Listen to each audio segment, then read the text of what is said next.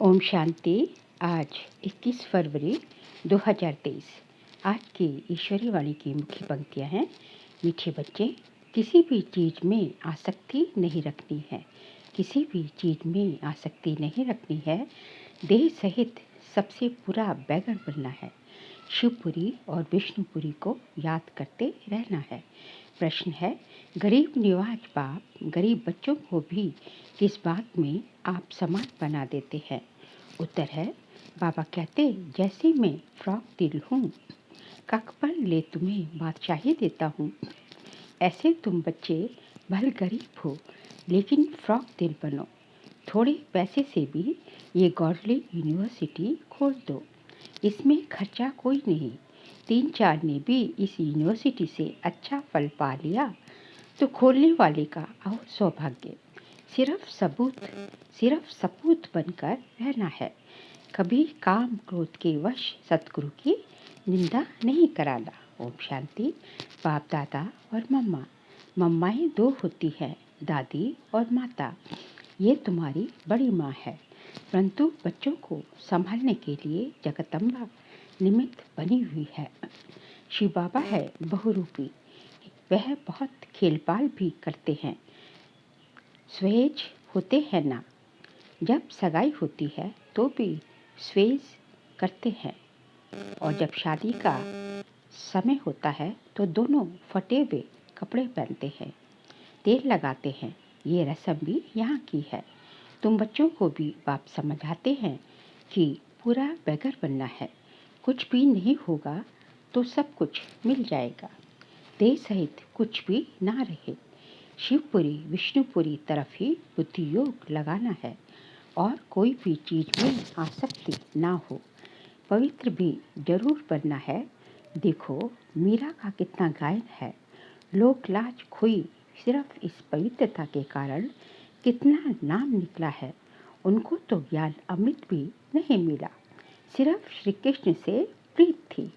कृष्णपुरी में जाने के लिए विष को छोड़ा।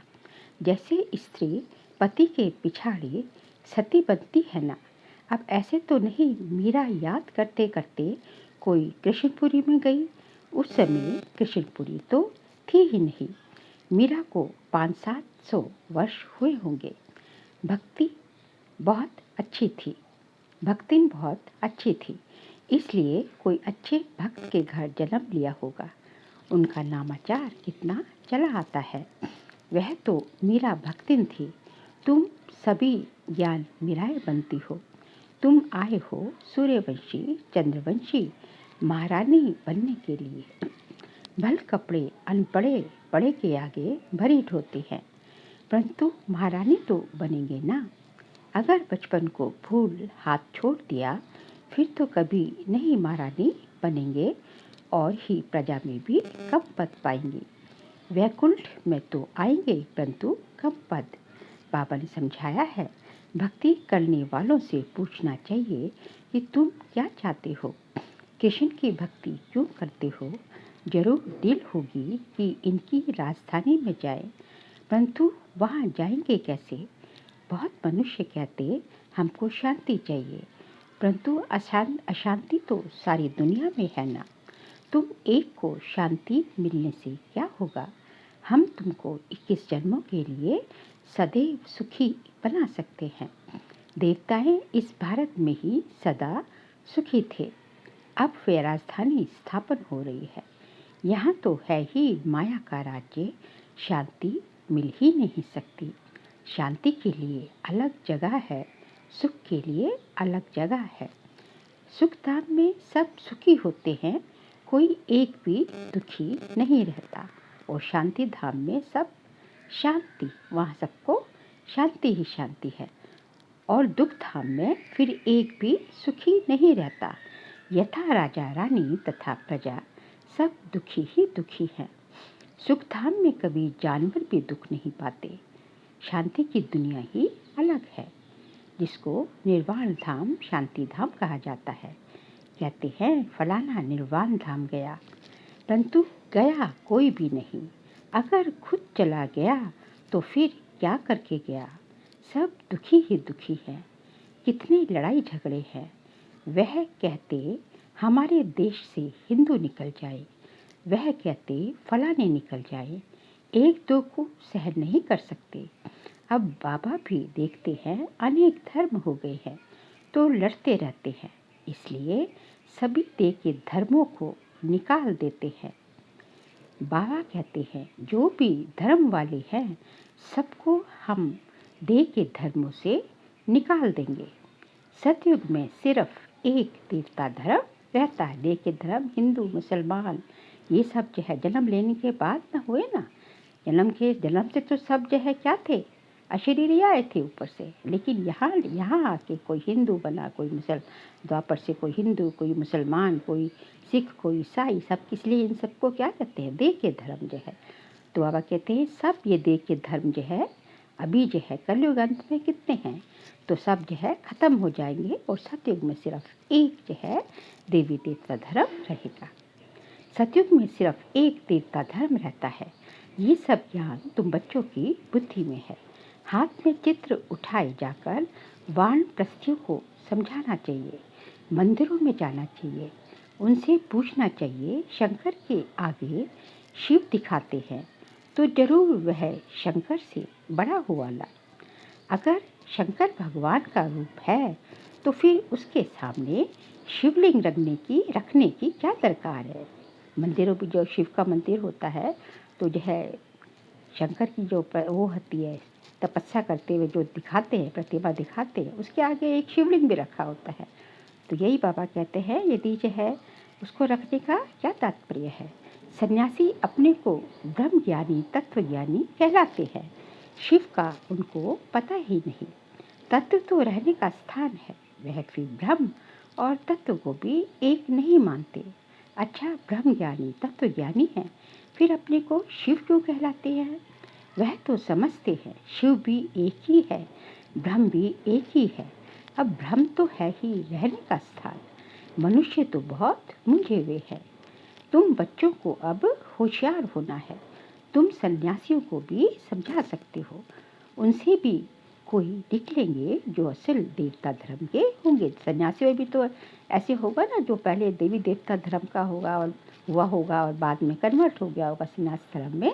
तो बाबा कहते हैं जो ऐसा होगा वो झट से निकल जाएगा, उसको देर लग जाएगा। कोई 3-4 जन्मों से कन्वर्ट हुए होंगे तो इतना जल्दी नहीं निकलेंगे। ताजे गए होंगे तो झट निकल जाएंगे। बाबा में कशिश है ना, बाप है चुंबक, आत्माएं हैं सुइयां। बाबा को चुंबक बोला। बाबा क्या है, सबको अपनी तरफ आकर्षित करता है, खींचे चले आते हैं सब आत्माएं जो है बाबा की तरफ खींची चली आती है। अब सुइयों पर कष्ट जंग चढ़ी हुई, विकारों की जंग चढ़ी हुई है। कष्ट वाली सुई ऊपर कैसे आए, पंख टूटे हुए हैं। कट वाली चीज मिट्टी के तेल में डाली जाती है जंग निकालने के लिए। बाबा भी इस ज्ञान अमृत से सबकी कट निकालते हैं, फिर हम सच्चा सोना बन जाएंगे। तुम अभी पत्थर नाथ से पारसनाथ बनते हो। भारत पारसपुरी था, अब देखो सोने का दाम कितना चढ़ गया है। फिर वहाँ बहुत सस्ता हो जाएगा, कहा सतयुग में। तो भारत जो अब पत्थरपुरी बना है वह फिर पारसपुरी बनेगा। हमारी बुद्धि में ये चक्र फिरता रहता है, सारा दिन चक्र बुद्धि में फिरेगा तभी चक्रवर्ती राजा रानी बनेंगे। सुदर्शन चक्र फिराएंगे तो चक्रवर्ती राजा रानी बनेंगे। दुनिया में इन बातों को कोई भी नहीं जानते। तुम जानते हो सतयुग में जो राज्य करते हैं उनके 84 जन्म होते हैं, फिर त्रेता वालों के जरूर कम होंगे। कहाँ 84 जन्म, कहाँ फिर 84 लाख कह देते हैं। फिर तो कल्प भी इतना लंबा होना चाहिए जो इतने जन्म हों। ये सब है गपोड़े। हमेशा पहले तो चित्र सामने दे देना चाहिए। पैसा तो तुम कभी नहीं मांगना, तुम्हारा काम है उनको देना। कुछ भी उनको देना होगा तो आप ही देंगे। वह कहते हैं कुछ मांगने की कभी जो है मन में आस मत रखना कि कोई वो पैसे तुम सर्विस कर रहे हो तो सेवा कर रहे हो तो कोई तुम्हें देंगे। वो अपने आप ही जिसको अच्छा लगेगा, जिसको कुछ जो है तीर लगेगा तो अपने आप ही देंगे। कोई दाम पूछे तो बोलो बाबा तो गरीब निवाज है, गरीबों के लिए फ्री बांटा जाता है। बाकी साहूकार जितना देंगे उतना हम और भी छपाएंगे। पैसा कोई हम अपने काम में थोड़े ही लगाते हैं, जो मिलता है जनता की सेवा के काम में लगाया जाता है। साहूकार बंद कर देना, साहूकार ही तो धर्मशाला आदि बनाएंगे। यहाँ गरीब भी सेंटर बना सकते हैं, इसमें खर्चा कुछ भी नहीं है। समझो, कहते हैं कि हम सेंटर खोलूं या ये गॉडली यूनिवर्सिटी खोलूं। ऐसी गॉडली यूनिवर्सिटी से 3-4 ने भी अच्छा फल पा लिया तो अहो सौभाग्य उन खोलने वालों का। इसमें फ्रॉक दिल होना चाहिए। बाबा देखो कितना फ्रॉक दिल है। कख पर ले और बादशाही दे देते हैं। सपूत बच्चे ही बाबा की सर्विस कर सकते हैं। कपूत क्या करेंगे? कपूत को थोड़े ही बाप वर्षा देंगे। तुमको सतगुरु का शो करना है। काम या क्रोध में आए तो गोया सतगुरु की निंदा कराई, फिर पद पा नहीं सकेंगे। बहुत संभाल करनी चाहिए। बाबा कहते, विष का वर्षा तो बाप से, पति से लेते आए हो। अब ये पारलौकिक बाप से पति अमृत का वर्षा तुमको देते हैं। पारलौकिक पिता, इसको पारलौकिक पिता भी कहते हैं। और आप कतियों का पति है, ये आपको क्या दे रहे हैं? आपको जो है अमृत का वर्षा देते हैं। तुम सभी धर्म वालों को रचेता और रचना की नॉलेज बता सकते हो। वह रचेता तो रहते ही हैं शांति धाम में। उनको याद करने से तुम शांति का वर्षा ले सकते हो। वर्षा लेते लेते विकर्म विनाश हो जाएंगे और तुम उनके पास चले जाएंगे। ये ज्ञान सभी धर्म वालों के लिए है। ये है बिल्कुल नई बात। शास्त्र तो है भक्ति मार्ग के। दर दर धक्का खाना, ब्राह्मण खिलाना, तीर्थों पर जाना, यहाँ तो एक ही ज्ञान से बेड़ा पार हो जाता है। भक्ति मार्ग में ये सब कर्मकांड, दर दर धक्का खाना, ब्राह्मणों को खिलाना, तीर्थों पर जाना, सब धक्के खाते रहते हैं। लेकिन तभी भी जो है कभी यहाँ तो कभी वहाँ, लेकिन भगवान को जो है प्राप्त नहीं कर सके। लेकिन यहाँ तो क्या है? यहाँ तो है ही बस ज्ञान लिया और बेड़ा पार, और कहीं जाने की दरकार ही नहीं है। तो मीठे मीठे बच्चे, अब तुम स्वर्ग में चलते हो। जो विष पीने वाले हैं वह विघ्न तो जरूर डालेंगे, क्योंकि सारी दुनिया धुंधकारी है। देखो, भारत में पवित्रता नहीं है तो धक्के खाते रहते हैं, हंगामे हैं, स्ट्राइक करते रहते हैं, गवर्नमेंट का नाक में दम चढ़ा देते हैं। गवर्नमेंट साफ कह देती है कि इतना खर्चा हम लाए कहाँ से? तो वह कहते, तुम लोग मौज उड़ाते हो, धन इकट्ठा करते रहते हो। हमने क्या गुनाह किया है? हमको तनख्वाह चाहिए। स्ट्राइक कर लेते हैं तो धंधा ठहर जाता है। ये सब होना ही है, क्योंकि कलयुग का भी अंत का अंत चल रहा है। कहाँ सब्जी नहीं मिलेगी, कहाँ दूध नहीं मिलेगा, जहाँ तहाँ खिटपिट है। ये सब हंगामा हो फिर शांति होगी। विनाश का और फिर विष्णुपुरी का साक्षात्कार तो अर्जुन को भी कराया था ना। गीता में दिखाते हैं कि विनाश का और फिर जो है विष्णुपुरी का अर्जुन को साक्षात्कार कराया। तुमको भी अभी हो रहा है। देखो, कहाँ बरसात नहीं पड़ती है तो भी यज्ञ रचते हैं, कहाँ बहुत अशांति होती है तो पीस के लिए यज्ञ रचते हैं। परंतु पीसफुल तो एक ही भगवान है। शांति का सागर तो एक ही भगवान है। वह जब आए तो शांति का दान दे। देने वाला तो है एक ही है ना। देखो, तुम कितने लाडले बच्चे हो, बहुत जन्मों के बाद अंत में आकर मिले हो, तो अब पूरा सौभाग्य लो। बच्चों को टोलपुट, बच्चों को मीठे बच्चे कहा जाता है। मिठाई खिलाई जाती है, वह होती है जिस्मानी मिठाई। ये है वो तो स्थूल मिठाई है। ये है रूहानी मिठाई, जो रूहानी बाप ही देते हैं। देही अभिमानी हो रहना, आत्म अभिमानी बन के रहना है। बड़ी भारी मंजिल है, इसमें मेहनत है। बाबा कहते हैं 8 घंटा तो देही अभिमानी बनो, आत्म अभिमानी 8 घंटा बनो। भल फिर शरीर निर्वाह अर्थ काम भी करना है। रात को जागो तो बहुत अच्छी लगन रहेगी, कमाई है ना। आगे बाबा ने रात को जागने का स्पष्ट करा कि नींद को जीतने वाले बच्चे मुझ बाप को श्वासोश्वास याद करो। रात को जागना मतलब सुबह जल्दी, रात को जो है जल्दी सो और फिर जल्दी उठो जो है।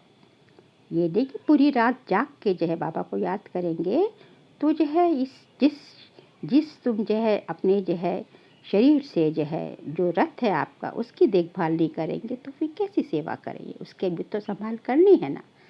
तो नींद भी अपनी पूरी करनी है, उसके लिए जल्दी सोना तो जल्दी उठना। नींद को जीतने वाले बच्चे मुझ बाप को श्वासोश्वास याद करो, विचार सागर मंथन करो। रात दिन जितना योग में रहेंगे उतना विकर्म विनाश होंगे और जितना ज्ञान सिमरण करेंगे उतनी कमाई होगी। जितना यहाँ जो है ये जो है ज्ञान रत्नों का सिमरण करेंगे उतनी कमाई होगी, मतलब उतनी सतयुग में, उतनी नई दुनिया में, स्वर्ग में हमें जो है स्थूल में जो है हमें जो है धन मिलेगा, उतने धनवान बनेंगे। जितनी यहाँ ज्ञान रत्न, जितनी यहाँ ज्ञान धन से अपनी कमाई करेंगे उतना हम वहाँ जो है स्वर्ग में जो है स्थूल धनवान बनेंगे, बादशाही मिलेगी। और जितना यहाँ जो है योग में रहेंगे, योग में रहने से क्या होंगे, विकर्म विनाश होंगे। बाकी तो सर्विस बहुत है। बाबा से पूछेंगे तो बाबा उठेंगे, कहेंगे बैठे रहो आराम करो। इसमें पूछने की दरकार नहीं है। बाबा से पूछेंगे तो बाबा कहेंगे बैठे रहो आराम करो, इसमें पूछने की दरकार नहीं। बाबा ने लोक लाज का कुछ ख्याल किया क्या? ब्रह्मा बाबा की बात हो रही है। अरे बादशाही मिलती है तो इनको मारो ठोकर। बाकी हाँ, हर एक का अपना अलग अलग पार्ट है, हर एक का कर्म बंधन अलग अलग है। पैसे हैं तो अलौकिक सर्विस में पैसे को सफल करो।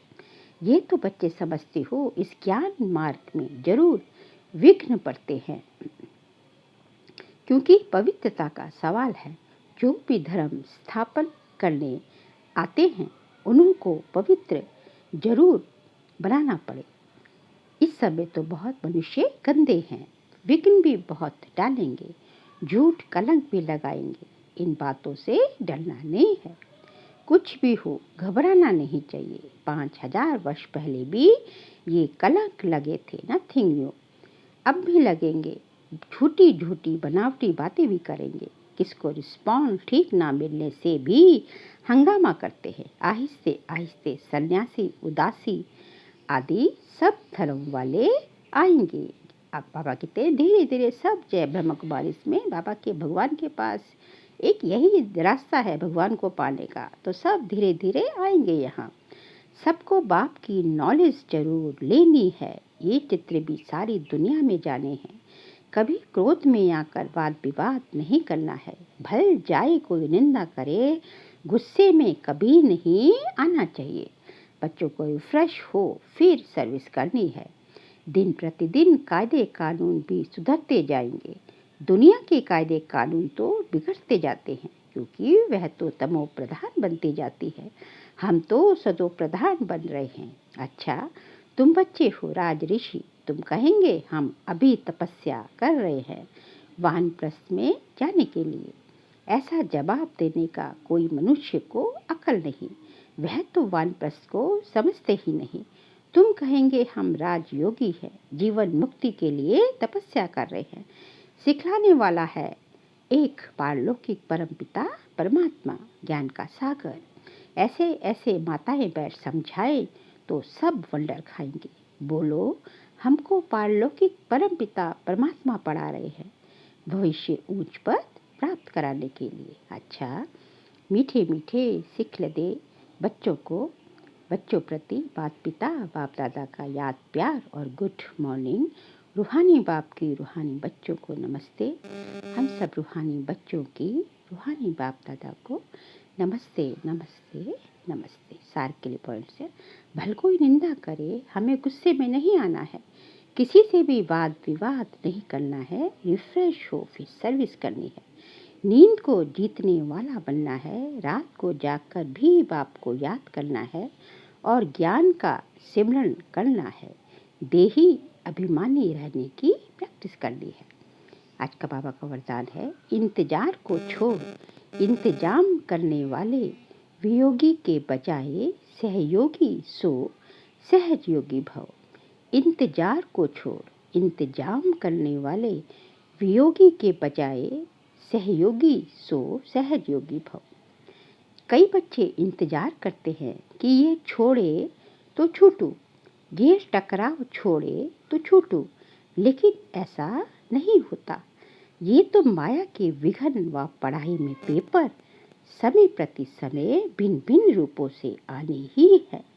तो ये इंतजार नहीं करो कि फलाना व्यक्ति पास करे, फलाना परिस्थिति पास करे, नहीं, मुझे पास करना है। ऐसा इंतजाम करो, सदा श्रीमत की अंगुली के आधार पर चलते सहयोगी सो सहज योगी बनो। कभी सहयोगी कभी वियोगी नहीं। बस बाबा कहते हैं दूसरों का इंतजार मत करो, दूसरे को मत देखो तो कि ये करे, ऐसा हो जाए, ऐसा हो जाए, ये परीक्षा चले जाए, ये परिस्थिति पार हो जाए, इसको क्लियर कर लूँ तब मैं ये करूँगी। नहीं, आप दूसरे को मत देखो, चाहे वो व्यक्ति है, चाहे वो आत्मा है, चाहे परिस्थिति है, चाहे प्रकृति, किसी को भी आपने करना है तो करना है, अभी नहीं तो कभी नहीं। तो हमेशा जो है सहयोगी बन के रहो। सहयोगी बनेंगे तो सहयोगी बन ही जाएंगे। पर यदि कभी सहयोगी और कभी वियोगी तो फिर प्रॉब्लम हो जाती है। स्लोगन है, अपने उमंग उत्साह द्वारा अनेक आत्माओं का उत्साह बढ़ाना यही सच्ची सेवा है। अपने उमंग उत्साह द्वारा अनेक आत्माओं को उत्साह बढ़ाना यह सच्ची सेवा है। बाबा कहते हैं कि जो है आप जो है यदि अपने उमंग उत्साह द्वारा जो है दूसरों को आगे बढ़ाने के निमित्त बनते हैं, आपका उमंग उत्साह दूसरी आत्माओं को भी आगे बढ़ाता है, तो इससे सच्ची सेवा, इससे बड़ी सेवा कोई और हो ही नहीं सकती। इसलिए हमेशा खुद भी उमंग उत्साह में रहना है और दूसरों को भी उमंग उत्साह दिलाते रहना है। अच्छा, ओम शांति।